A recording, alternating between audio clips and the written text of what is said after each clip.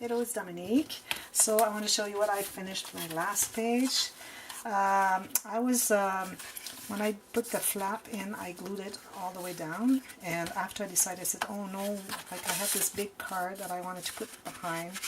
So I kind of went with my X-Acto with this tool here, with this tool here, and try and do some surgery and remove just leave like a 1/4 inch here, and same here. So I kind of ripped a little bit here, but what I did is I added a piece of paper. I don't know if you can see the yellow paper right here that I've put in, so that it kind of wraps all the tearing that I've done. And also inside I've put a card here that I've glued only on the top of the flap, but not all the way down, even though it goes all the way down. So that covers the other part, so it looks really clean. And my card, which is one of the cutouts, not the cutout, yeah, the cutouts from the paper collection, and I had kept this is the border on the 12 by 12 that says what's behind the other piece of paper. So I just tuck it here so we can put a couple photos there. So that fits in there very, very nicely now. I have some cards that were left over, so I just rounded the corners. This one I cut a little bit too much by mistake. I should have removed just on the bottom, because I had to remove it because they were too big to fit in the box. And this one I'm going to add maybe a little piece of ribbon or something. So I'm putting everything here, and if I have any more left, so this probably will be at the back of the cover. And this is probably going to be on the top of the cover, kind of the title. So if I have anything else, like Take Me to Your Leader, I'm going to put that in there. Whatever goodies I have left. And also I decided to add a magnet. So before I matted it, I put a little magnet here. And then here I had kind of a little struggle here. It was kind of just underneath, half underneath the sticker here. So I decided to just add this here, and then it covers it, so now it magnetizes together. And because I was putting one there, so I decided to have more here, because it says let the adventure begin. And so we have toy box, and then airplanes, and then a little boat, because this is kind of an adventure, and this little guy here. So everything goes in there. And so that's going to be my the first page, like the back of the front cover, because it's Let the Adventure Begin. I might add something here, because I think maybe it needs to have a little something there. I'll see what I'll do. I have some leftover stickers here, so I might add maybe this one or this one, because this little guy here's the one here. So I might do that. So anyways, I'll see at the end. Now I want to show you how I do the binder. So I got all my pages together. They're all fitting like this, all the same height, 6 1/4 by 8. So what I did is I measured what I wanted for the cover, and my hinge system is going to take 3/8 of an inch here, and I wanted to have just a little bit here. So I made it this much, which is 6 7/8 wide, and I put the whole 8 1/2 because I wanted to have a little bit on the top and on the bottom, especially that those are pocket pages. So after I glue those on together, we have a pocket here, so I'm going to add some mats in there. So that's how I calculated how big my cover is going to be. And also what I did is I put everything like here. And then I had this piece left over, which is the same 8 1/2, okay? And I said, okay, I have to have this loose so that when they put pictures, there's room to move. So I did that like this. I don't know if you can see. So that's how it's going to be. So this is going to be on the cover, the other cover, so it's going to be pretty loose. So I have 3 1/2 inches, which is pretty big. So I'm going to start doing that. So I got some cardstock, and this is going to be for the cover too. I'm going to use these papers. So I have my 3 pieces here. I have some cardstock that I've cut 1 inch wide, scored in the center, 1/2 inch. So I'm going to do the binding. It's pretty easy. So what I do is I taper the corner, not too much, and not quite to the tip. So I leave like a 1/16 of an inch here. It helps wrap the corner once you get there. So I'm going to do this here. Put the glue here. So I'm going on the corner right there and here. I make sure that it's really on the corner and that it's really down so that the chipboard is really on the edge here, on the right there on the edge. Like I can see a 90-degree angle here. And I'm putting this one here. I'm leaving 1/8 of an inch because I want everything to really fold well. So I think that 1/8 of an inch is the best thing, best measurement between, is it 1/8? No, it's 1/4. It's 1/4 of an inch. I'm going to do the same on the other side, so I taper the corner. I put the glue on here. And I just leave it 90 degrees like this. I'm not going to fold that quite yet. It has to dry so that when I fold it, it won't go like this. You see, it doesn't wrap here. So it fits all the way there to the corner and then really to the fold and just leave it there. If it doesn't meet, it doesn't matter because I'm going to cover that with fabric. So here is 1/4, pretty much 1/4. I would say maybe 3 or 3/16 of an inch. So I do that for 4 corners.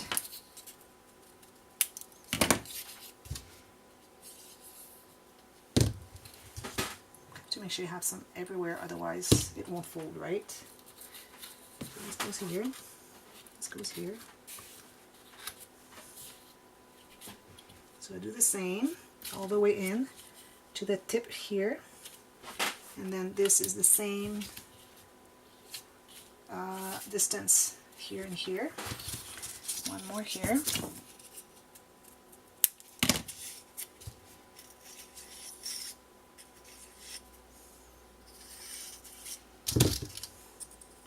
The corner here, and then leave this one up.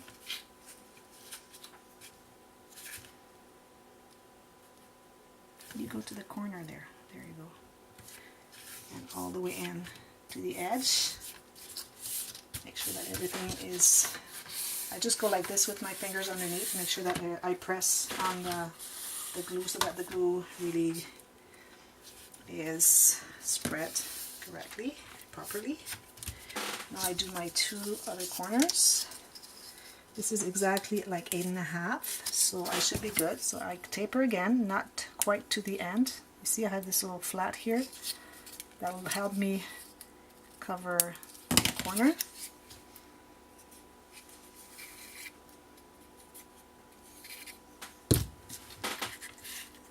To the corner here and the corner here.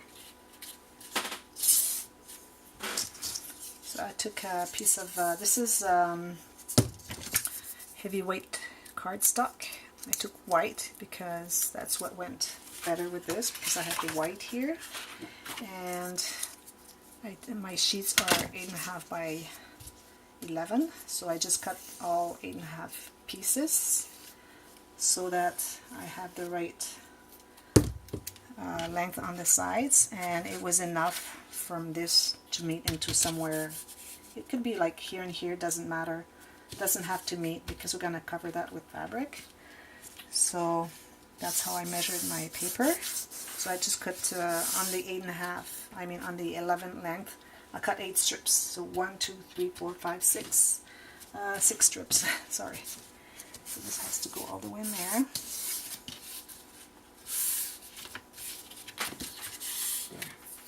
Now I'm going to start working. Usually I have my ruler, but like I told you, I don't have my ruler, so I'm going to use this here. Hopefully it will be good enough. So this is probably dry by now. So what I do is I make sure that it's all nice and flat. And I'm going to fold this so that I have a nice edge like this. That's why you have to wait until it's really dry so that you can do that edge there. So after you've done all that, you can glue that If you work with regular cardstock, you have to be sure that it's done right because it's soft. If you're new at doing that, you might have some trouble with the heavy weight. So I suggest that you try with the regular cardstock. And if you're used to doing it, then you can go with that. Oh, this one is crooked. I have to undo it. A little bit of glue here.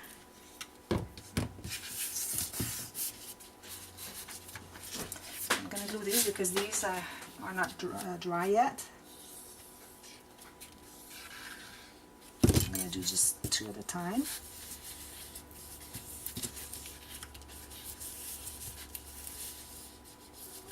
Takes a while before it really sets. So you have to keep pressing, going back and forth, checking if the edge of your binder is really flat. Because it's nicer when it looks like this. So I just run this little, could be a bone folder or the edge of a ruler.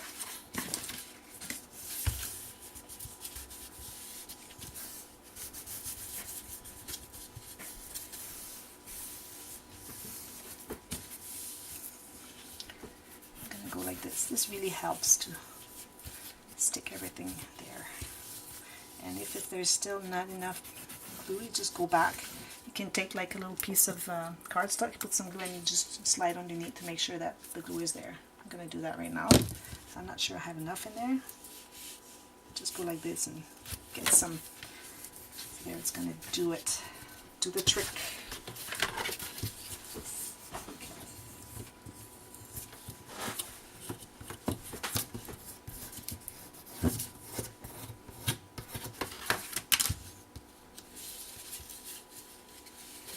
So I don't mind putting some glue ahead of time because it takes a while to set, so it can start drying already a little bit. So when I go work on it, it's going to set faster. I mean, it's going to stay glued on faster.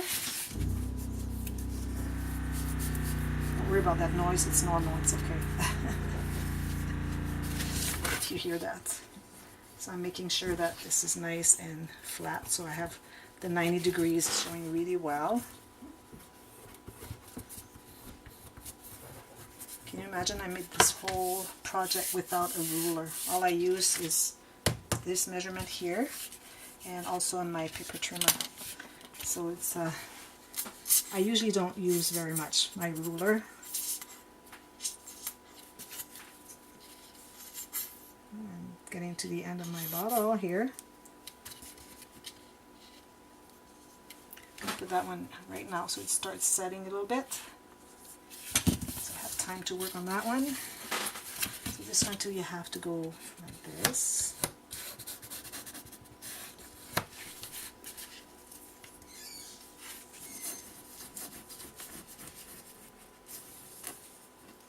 So now you see before, because I've left just a little corner, I didn't taper all the way to the end, the edge, the corner.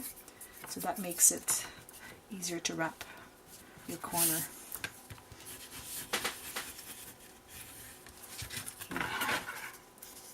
See, it's wrapping right there. Since I've been doing that, I've had no problem doing wrapping my edges for my binders. It's made a big difference.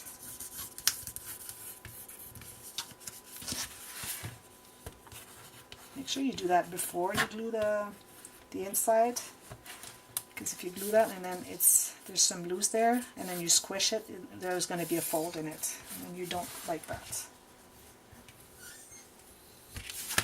There, so that's my binding. Now I'm going to do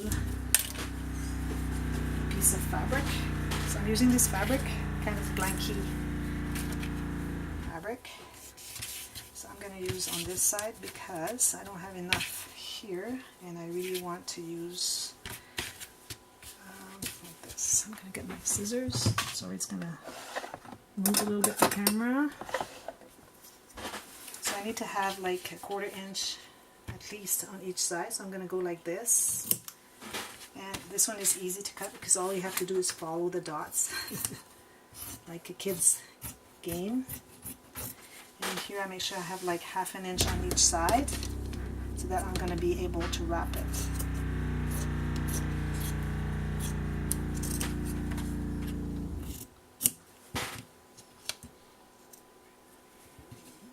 There, so that's just good enough. I'm going to use the fabric glue, which is the 3-in-1. I think it's the best. Yeah, one thing also I need to do is cover the sheet here. I have to cover this too, here and here. So I'm going to do 2 pieces, so I'm going to cut that in half. And this is not the heavyweight. I wish I had the heavyweight. I'm going to take a new sheet because I really want to have the heavyweight here. So I need to have from just touching, I don't know if I'm too far, just touching it, not all the way to the edge because it's going to show here. So touching, especially that my page here is not going all the way. It's going to just cover here. So I don't want to add a piece here. So I'm going to go just on the edge. So there's my pencil. This is getting to be a mess around here. So on the edge here to here, and here I need this piece, and then another one pretty much the same.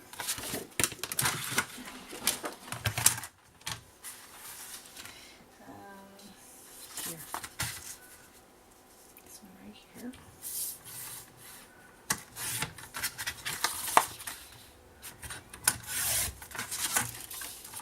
I have another one right here. This is just 2 covers. It's easier than making when I do my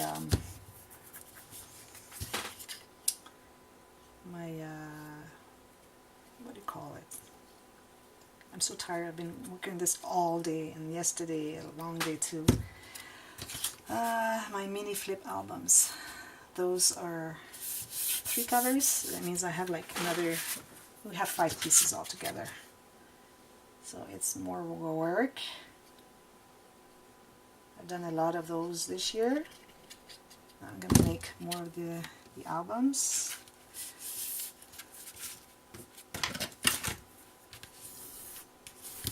I have to let that dry before I fold it to make sure that it's dry, because if it is not, it's going to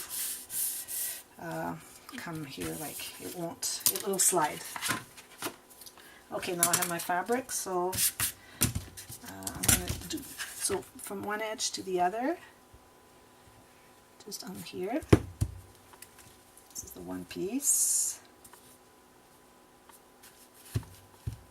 So just 1/2 inch, that's pretty much what I have allowed when I measured the fabric. And then here I go like this, here. But here I should put another piece of this first. Let's get 2 other pieces. See, we need to reinforce, so we have to make sure that it's the best.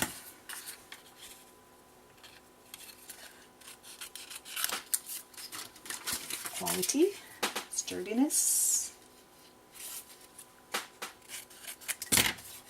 So I'm going to put that right there. I already have this one there, so I'm going to go right on top of it. And this one too. Let's stick this one there. Much easier. So this has to cover the edge. Maybe I went a little bit too far, but it's going to be covered with the fabric anyways. So this has to stay there and wait until everything is dry. And I can do that in the meantime.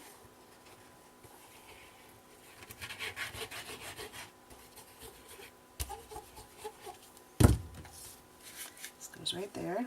Now I need to not stretch it too much, because you're going to get all those little balls too long, not really round. And you know what? Here I can see that I can see through, so I'm just going to put this piece right there, because we can see through the fabric.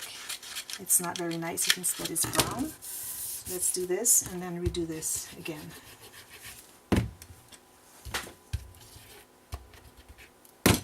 It's going to be necessary. See, it was like we could see the brown through the fabric, which is not the best thing. And then here I'm going to finish this up. I like to have same distance in the hinge. I mean the fold of the binder. There. So this is going to dry. When it's dry, I'm going to use, usually I use my ruler. I think I'm going to use that and then just crease my fold there. And then I'm going to start decorate it. And then what I'm going to do after that, I'm going to do my hinge system and then put all my pages in. So that will be next video. Yep, I think I'll be able to make another one. I really want to finish this tonight. Now it's 10:30 because I want to show that to my friend tomorrow. So I'm going to show you the hinge system. Well, if you want to know the hinge system, you can go to Kathy Orta's, Kathy Orta King, there's a king in there, the Hinge Plus binding system. That's probably what I'm going to do here. So go check her tutorial. I am not doing the tutorial because she wants to be the only one who does the tutorial. And since this album is not going to be for sale, then I'm allowed to use it for myself. And so you go there and then you'll learn how to make the Hidden Hinge Plus binding system. There's a tutorial. I'll put the link underneath so you can check how she does that. And then I'll come back with the finished product because that's all there's going to be to do. So I'll see you next time. Thank you. Bye-bye.